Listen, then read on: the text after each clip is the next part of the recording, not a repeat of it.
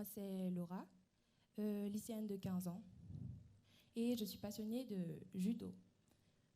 Avant, j'avais peur du regard des autres, peur de ce qu'ils pensaient de moi, peur de mon physique, car avant j'étais complexée parce que j'étais en surpoids. Mais vous savez quoi? Aujourd'hui, je n'ai plus peur.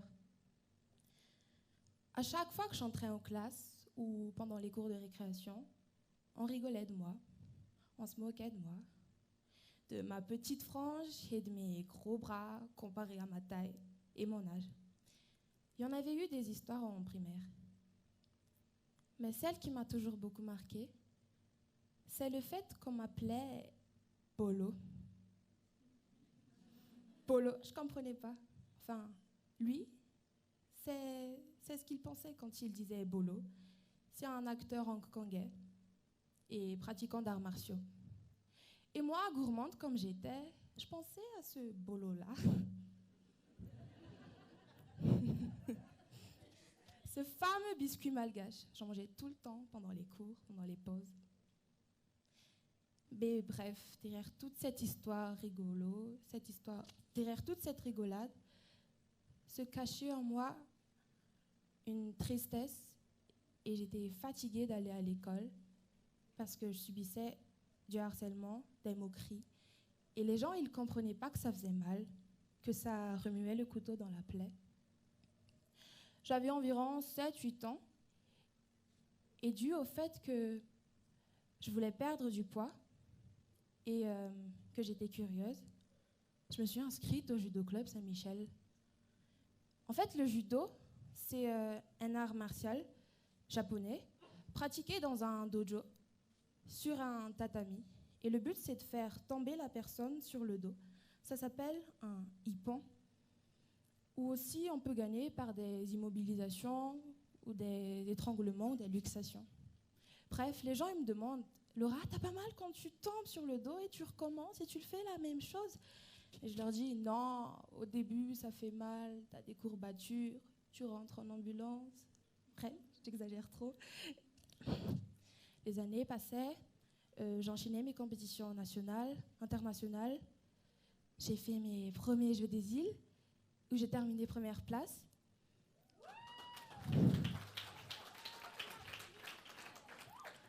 J'ai fait mes Jeux africains. J'ai terminé 7e dans une catégorie plus haute que moi, c'est-à-dire les seniors, alors que je suis dans la catégorie cadette. J'ai trouvé... je suis devenue plus courageuse, plus confiante, j'étais plus heureuse et j'avais perdu du poids. Donc je me suis dit, voilà, t'as perdu du poids, tu fais quoi? T'arrêtes, tu continues? Ah non, j'ai continué. Parce que perdre du poids ne faisait partie que de mes premiers objectifs. Et les objectifs, j'en ai encore plein. Et en plus, j'ai trouvé dans ce sport un sentiment merveilleux, le bonheur. Et je pense que tout le monde dans cette salle devrait trouver quelqu'un, quelque chose, un endroit, une musique, une place, s'y attacher et s'y inspirer du bonheur. Bref, je tiens à parler ici au nom de toutes ces personnes qui n'ont pas eu la chance ou la possibilité de faire un sport. Car le sport, les amis, ça fait vivre, ça rend heureux. Vous savez que le judo, c'est le 3e art martial le plus pratiqué au monde, avec 8 millions de judokas. Pourquoi ne pas en faire partie? Et vous savez que quand vous pratiquez une activité physique plus de 30 minutes, votre corps libère des endorphines ou les hormones du bonheur. La sensation après la libération de ces endorphines est rapprochée à celle de la prise de drogue. Ça prouve que pas besoin de substances illégales pour être heureux dans la vie. Faisant du sport, je tiens à vous prouver comment avoir confiance en soi quand personne dans votre entourage ne l'est. Comment atteindre ses objectifs tout en gardant la tête haute, parce qu'en ce moment, c'est difficile d'atteindre ses objectifs avec toutes ces personnes qui nous disent tu n'y arriveras pas, c'est impossible, rêve pas. Et quand tu y arrives, ils sont les premiers à être à côté de toi et te disent, j'ai toujours cru en toi. T'es la meilleure, en selfie, un pote. Je veux aussi vous prouver comment une petite obèse complexée peut devenir une haute sportive de haut niveau international, ou juste une petite obsédée de bolo par une fille forte. Désolée. Une petite obsédée de bolo par une fille forte se tenant devant vous aujourd'hui sur ce TED.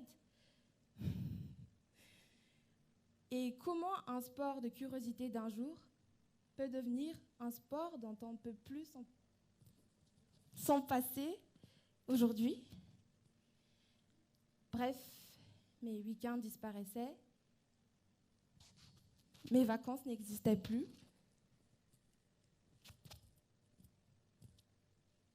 Je ne fais...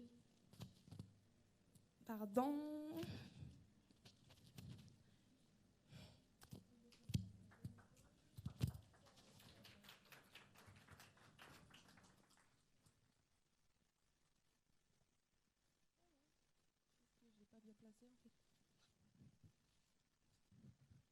Pardon.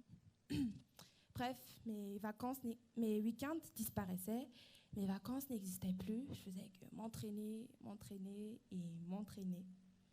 Mais tout ça en valait la peine, car à 15 ans, le mérite sportif commandeur m'a été élevé par le président de la République de Madagascar.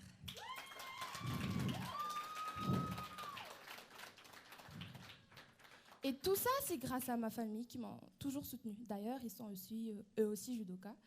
Mon père, ma mère, mes oncles, mon frère. Et d'ailleurs, je souhaite bonne chance à mon père qui est actuellement au championnat du monde vétéran de judo à Maroc. Il combat demain. Et papa, si tu me vois, bonne chance, ramène à Madagascar l'or et suis mon parcours. Bref, jeune, adulte, un peu plus âgé, handicapés, filles, garçons, sortant de notre zone de confort et allons-y, faisons du sport. Merci.